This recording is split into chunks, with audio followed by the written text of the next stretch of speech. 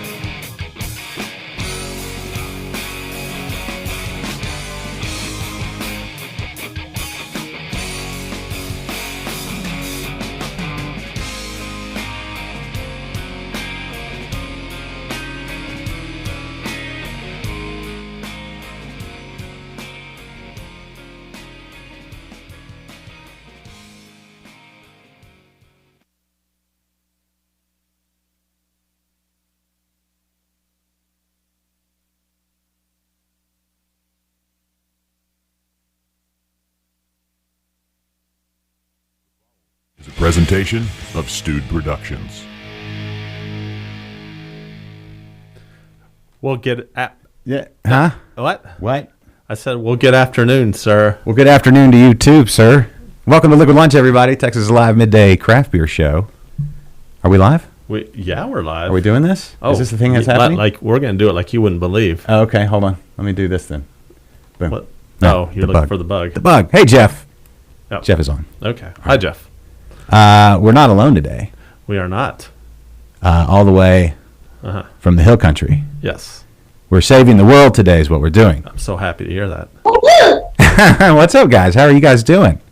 We're doing great, thanks. All the way from Save the World Brewing. Quinn and Dave, how are you guys?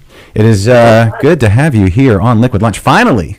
This has been Much. yes, this has been one of those shows where actually I got to visit your brewery. I'll go ahead and get into this because just to get it out of the way. I was talking to my wife about this last night. We took a family vacation to Marble Falls in 2018, and we got to come by the brewery and hang out, and it was beautiful, and tried delicious beers and took beers home with us. And I talked to you then very briefly about being on Interbrews. When did we start Liquid Lunch? 2016. Okay, and we may have mentioned Liquid Lunch as well. I think we were doing on Thursdays at that point. I think, do you guys still brew on Thursdays or possibly or something like that? I don't know what the conflict was. Am I remembering all of that with clarity? Serves you well. All right, good. All right, and so now we're on Mondays, and Kennedy, being the go-getter that he is, was like, I'm going to contact every single one of the GABF medal winners in the state of Texas. And so he did. Awesome. And so now, here we all are together. You guys are the first too. Well, all of us here today. Okay. So what's up and with you guys? I already asked you before we went live, but fill us in. What's been going on today and in the last couple of weeks since the big win, and in the last couple of years since all the craziness in the world? I'll let you decide where to start. How much time do we have? So today, just prepping for bottling and kegging and moving beer around and that sort of stuff, and had a bit of an accident. 4 cases fell, and so that's why we're kind of cleaning up. We do a lot here at the brewery. Yeah. Very good.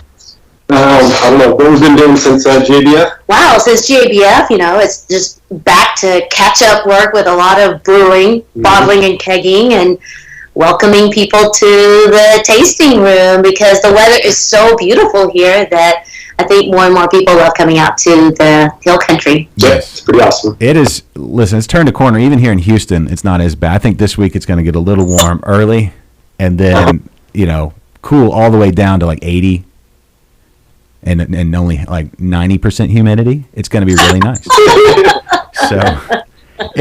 But no, I think like this coming weekend is when fall really hits, like for real. We always have fake fall, and then back to the hot and sweaty again, and then real fall. So it's crazy how weather just like motivates for beer drinking and outdoor like collective like hanging out and visiting and all that kind of stuff.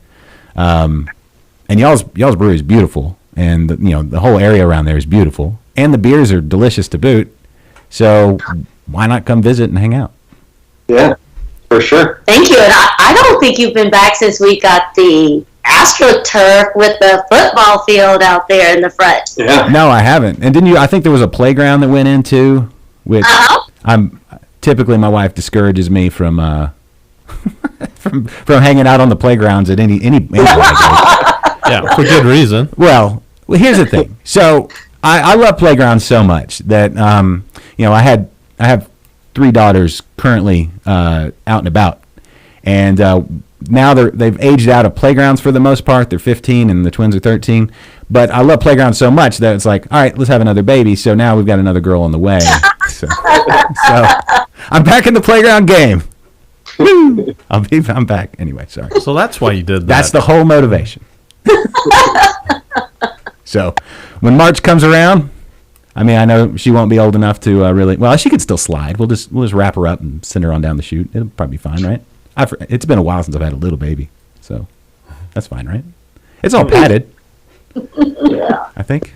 Anyway, okay. I think that's about all we've done since then. Yeah, AstroTurf and finished up the Playscape and Okay. Well, yeah. Let's get the backstory to your brewery. This is one of your brewery is one that I tell a lot of people about when they're talking about going to the hill country and things like that. I'm like, listen, we've got amazing breweries in Texas. We really do. Houston, Houston, where Ken and I are, there's a lot that are really close to our heart and close to us geographically, so we're there a lot. And then, but when you get to travel out, when I've got family in the hill country and it was Round Rock and now Temple in that area and up in Fort Worth, all across this great state, just friends and family all around. And you get to visit some really cool spots. But when I talk about when I want to give people a picture of Texas craft beer, yours is a brewery that I almost always bring up. I'm like, this is, when you talk about craft beer culture, Texas craft beer culture, yours is, I always come to your brewery and the story that you guys have of the heart of the true heart of craft beer. And I'd be remiss if I didn't let you tell your story, how you started, what you guys do on a day-to-day basis, and all of that. It goes way beyond. I mean, beer is a godly pursuit in and of itself. I think it's a gift from the Almighty. But what you guys are doing on a daily basis and have done for years is an awesome thing. So please fill in our audience. Hey, Sylvia. Sylvia says, "Hey, yes, Texas beer rules, absolutely." And please fill us. Yeah. Please fill us in on your story, or I guess the origination story and all of that good stuff. Right. Well, I mean, you gave it the perfect introduction with saying godly stories. So then I'll give it to Dave. Yeah, so I've been homebrewing up in the Dallas area for about 15 years and loved homebrewing. And and I actually, I guess I still am a physician, but I was a practicing physician at the time. And I was actually enjoying brewing more than being a physician, believe it or not. And so everything kind of came to a crossroads. We were attending a great church up in the Dallas area called Irving Bible Church, which I highly recommend if you're up in the area. And we had a men's group, and we always got together. I think it was like Wednesday mornings. And we were at the time going through the Purpose-Driven Life. And if you haven't read it, it's a great book, Rick Warren. It basically goes through God gives you certain talents and ambitions and passions, and that's what you're supposed to do with your life. And so we were there was a group of guys, we're in a circle going around the room. And one guy was like, "Oh, I just love to make things. I make things for the Lord." Another guy, I love to sing. And then it came to me and was like, "I like to brew." And he kind of turned and looked at me. The leader, God bless him, said, God can use that. And so I came home, talked to Quinn, my wife, my first wife, and your only wife and ever. And her passion has always been for giving. She thought if she could ever do anything, she would retire and just work at a non-for-profit and give money away. And I thought, well, this is kind of cool. Why don't we just merge these two passions together? I'll make beer, you give all the profits away. And that was the impetus for Save the World Brewing. We think it only took us 1 or 2 days to make that decision. It's been a while now, but yeah, that's the quick edited version. Now, let me ask you this. So I grew up. I tell this story probably more often than people like to hear, but I grew up in Arkansas in a dry county. Jonesboro is called the city of churches, where I grew up, because there are more. I think there are more churches per capita than anywhere else in the world. At least it was at the time. Really? Yeah, really. More than anywhere in Texas? Yes. Wow. Yes. That's impressive. Yeah. All right. So I grew up in a Baptist church, a Southern Baptist church, and at the time, big drinkers, big dancers. Yeah, that's the drive-through is known as the deacon window. And but it was always that thing. It was a dry county. Had been, I guess, just post-prohibition or whatever, the laws changed, and they went with that. But it was always looked down upon. My parents were always very just kind of even keeled and matter of fact about it. But they were like the pastor of the church, and they were very anti-alcohol, I guess, because it was very much like the church on Footloose. Right. Uh-huh. Yeah. And I was kind of that Kevin Bacon character. I just like to angry dance every once in a while. I just. Yeah. You look just like him. Yeah, exactly. I'd get in my Volkswagen and put in my tape and drive. If you haven't seen Footloose in a while, it's time to go back and see it, Kennedy. Did you ever cut loose? Yeah, everybody. Footloose? Yeah, everybody. Did you kick off your Sunday shoes? I did. Yeah. Oui. Oh, please. Anyway, but it was one of those things where like my parents were very, normal about it, I guess, because they grew up in Memphis, where it was a little more loose, I guess. But my environment was always like, oh, you got to watch that. But then I came here and kind of got a more well-rounded, like still, Christian perspective, but a little different. So was the when your pastor saying that is a big deal, right? And the looks you got, I felt that in my soul. Like I know what that look is, because like sometimes you bring it up around the certain people and it gets a little bit. But how I've always kind of I like to delve into this a little bit, but from a Christian perspective, how did you? What were some of the conversations as far as beer being this thing? Like, because there are so many things in this world that are good things, but too much can be a bad thing. Everything in not necessarily in its proper place, right?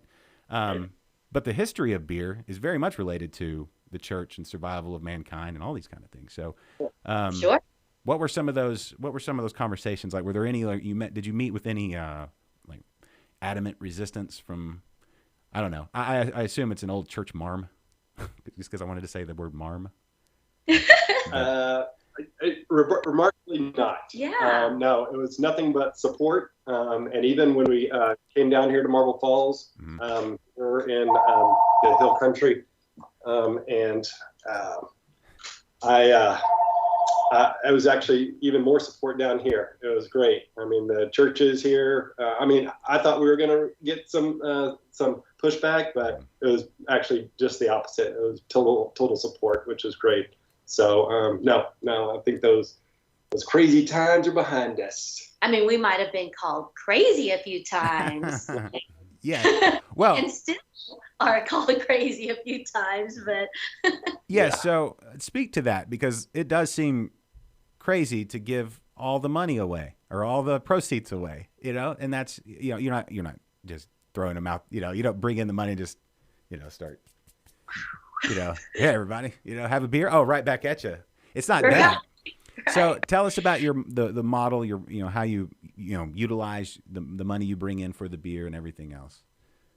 Yeah. Well, kind of one of our big inspirations was the Trappist monasteries in Belgium, and that's pretty much what they do. They use their proceeds and they give it away, which is great, and they make outstanding beer. So we thought, yeah, let's bring that here and try and do the same thing. So we're kind of debating, like, how much should we give away? Should we do like 10%, like a tithe, or we should give 50%? And then we're like, let's just give it all away. All the way. So of course we pay our staff and take care of them and take care of our bills and all that sort of stuff. But everything goes above that, we just send it out. Okay. Yeah. So every bottle or pint or snifter, depending on the style, and we're going to get into that here in a second too.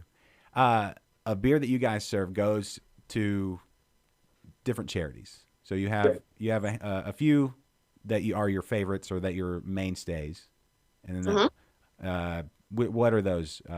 Just so I don't forget any. Sure. So we try to focus on charities that address basic human needs, food, shelter, clean water, disaster relief. And so over the years, they've been things like Habitat for Humanity, Meals on Wheels, Food for the Hungry, Feed My Starving Children. And then, like, over the pandemic, we basically focused only on the food banks that were in our areas of service and distribution. So the Central Texas Food Bank, the San Antonio Food Bank, and then our very local Highland Lakes area food pantries, etc. So that's what we did 2020 into like just last month. And then coming back from the Craft Brewers Conference, Dave actually attended a really good seminar talking about just serving your community more and really trying to address the greatest need of your community as identified by the community leaders, combination of city leaders, faith leaders, etc. So we did actually reach out to our civic and faith leaders here, and they actually converged on recommending a couple of our greatest issues of need in our Highland Lakes area, which is homelessness and the foster care, actually. Okay. The kids who are having to sleep in foster offices throughout, the CPS offices throughout Texas. So we've decided now to focus our giving on that greatest need and still an international hunger charity, which is Feed My Starving Children, where I'm just going to put a plug in. For $88, you can feed a child for a whole year. It's incredible. Wow. That's yeah, that's beautiful. And that's, very achievable and doable. So you think $88 would feed me for about a week. If even. He's not that big. Oh, you're only seeing me from the shoulders up. Yeah, Kennedy will put away a few calories. He's a healthy boy there. I'm a grown boy. Yeah, he's got a good appetite. Okay. Hey, Philip chimed in. What's up, sir? Glad you're with us today. If y'all send along your questions. Yes. For Quinn and Dave. So, all right. So, okay, $88. When you think about that, just kind of contemplate that. You think of, oh man, there's so many starving children in the world. There's so many issues in the world. How could anybody ever approach that? But it $88. Yes. That's very doable. It's astounding. Yeah, it always reminds me of that story of the kid who's walking on the beach in the morning, and there's all those starfish that have kind of gone up onto the shore, and he starts tossing them back into the ocean. And this guy comes up and he's like, "Hey, you're not going to make any difference." And there's tons of them out here. He's like, "Well, I just made a difference to that one." So you got to start somewhere. That's true. And that's Kennedy's nickname is Starfish. He's kind what? Of, no, I've never heard that before. He's kind of no one has ever called me Starfish. We're kind of moves like a starfish, kind of just slinks. You kind of when you dance, you kind of look like a starfish. When have you seen me dance? I've got video of it. You kind of just say. You tell me you kind of eat. You tell me you deleted that footage. You kind of eat like a starfish. It's Gotta wrap it up. Never mind. Now we're getting into Not like an alien face hugger. yeah, That's how I eat. yeah, kind of. Especially like a bowl of soup. It's disturbing. Anyway, I don't know where I'm going with this. Let's talk beer real quick before Okay. All right. before we go too far afield. You've got a big release coming up, but before we get to that, which is exciting, that one I was reading about that and it got my mouth watering and just made me want to take a drive. But what? Okay, tell us about your core beers and the styles that you brew and sell and everything. Yeah, we don't do IPAs and hazy IPAs. And, no. Only do Belgian beers here at Save the World Brewing. And so our cores. So we have a Pater's beer or Potter's beer, which was the first beer we came out with, aka Belgian Single. And that was inspired by when we stayed at Orval Monastery, actually, and saw that they basically drink beer, at the monastery, and they make it available for people who stay there. So we just loved it. And that was our first beer, and it's actually our most award-winning beer. We also have a wit beer. We have a Saison. We have a Belgian Pale Ale, a Belgian-style lager, and a Grisette now. Those are our cores. Okay. And we kind of rotate through the rest of them, but there's a couple of our what we call our celebration beers that we kind of keep on year round now because they're just so popular. People got really upset and threw rocks through our windows when we were sold out. So we keep our triple on year round. We also keep our golden strong on year round now. Okay, smart move. Yeah. Yeah. People start throwing vegetation and things at you. You've got to. Which I want to give kudos to your Beer to Guard, which so your beers are available. You distribute throughout the Hill Country, Austin area, San Antonio. Not into Houston. Have you ever distributed this far? Yeah, it's sad. Not really. Yeah. Okay. So the answer is no. However, because Specs, they can move beer within their stores. They used to have some of our beers out in their main store there. Okay. And then the other thing also is we had a really wonderful account in Spring who would come and pick up the beers and then take it back to them. That's Old Town Spring. Oh yes. We're at in Old Town Spring. I live really close. Well, I think they closed actually, Kennedy. Old Town Spring tasting room. I know. Yeah. That was sad to us Story too. of my life. Yeah. Well, I'll say this. So for the I got my I have family that was in Round Rock. They've since moved to Belton and the that area. But I got the Bearded Guard for Thanksgiving one year because Thanksgiving not that far away. We're about 2 weeks. Well, we're what? Yeah. 2 weeks from Kennedy's wedding. No. A week and a half? No. Week and a few days? It's the 10 days. 10 days. 10 days, buddy. Okay. Congratulations. Thank you. So 10 days. Yes. I know where it is and when it is. Where is it? It's on the refrigerator. Okay. That's where the address. When is it? It's the 21st. What time? Somewhere between 3 and 7. Okay. I'll be there. We got it locked into the calendar. I'll be there.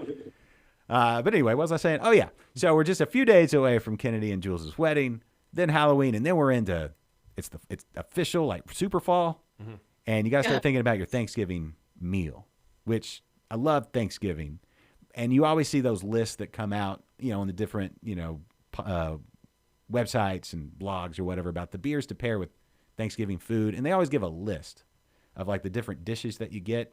I'm like, that's fine, but who just eats cranberry sauce and then drinks this beer and then has a little dressing and drinks this beer? You need a beer that goes with all of it.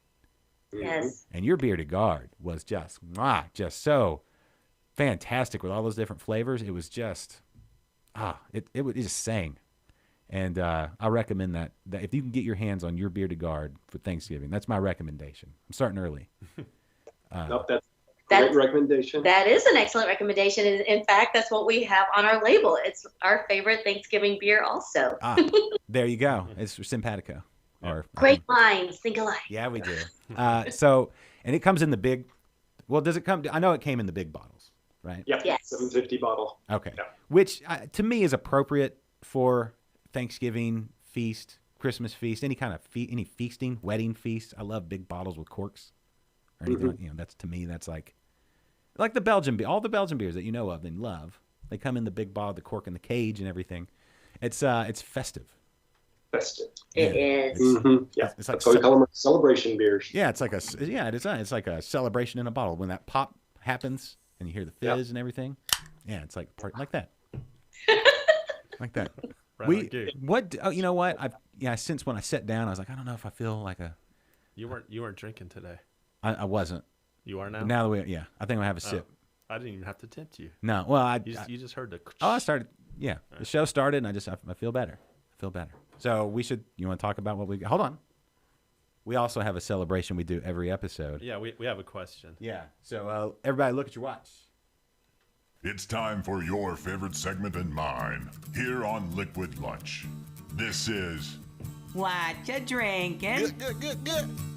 All right. On today's show, a little gift brought back from San Antonio. Yeah, Dos Serenos. Have you guys ever been to Dos Serenos in San Antonio? Wow. No, Wow. but we will have to. Yeah. So my fiance was just there yesterday, and Michael, the owner, is a big fan of our show, and he gave her a 6-pack. Not to brag, but yeah. That's cool. Very So nice. We got a lot of Dos Serenos in our future. Yes, Michael was on the show a few weeks ago. Yes, he was. And yes, that's the cool thing. Like, you guys are not that far from San Antonio. You're not that far Yeah. from Austin. You're really close to a lot of great breweries and just stuff to see. And yeah, it's like so everybody that's in right now, San Antonio, Austin, anywhere in that hill country area, make it a point to just take a day trip out to Absolutely. Marble Falls. And, All right. do we know what we have? This is called their Zeus Juice. Zeus juice. Yeah. So we have a 6-pack here, Mystery 6-pack. 6-pack, and they're all different beers. And I just played 6-pack roulette. Oh, okay. And the gamble paid off. What do we And have? I got Zeus Juice, very different from what you guys brew. Hazy IPA coming in at 6.9%. Okay. Yeah. Smells great. I So do like how they smell. yes. Mhm. So when you were making the decision, was it always going to be Belgian beers when you were making the decision to open up a brewery? Was that what you were brewing at home? Yeah. So when I did my home brewing, the first beer that I brewed, well, actually, what started me actually enjoying beer in the first place was actually Belgian beers.